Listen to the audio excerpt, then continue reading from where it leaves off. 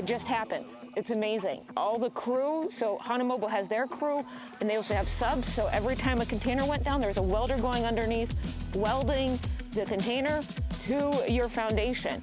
And there's all these different parts, and we're hands-off, and they're managing all these different subs that they have with their specialties.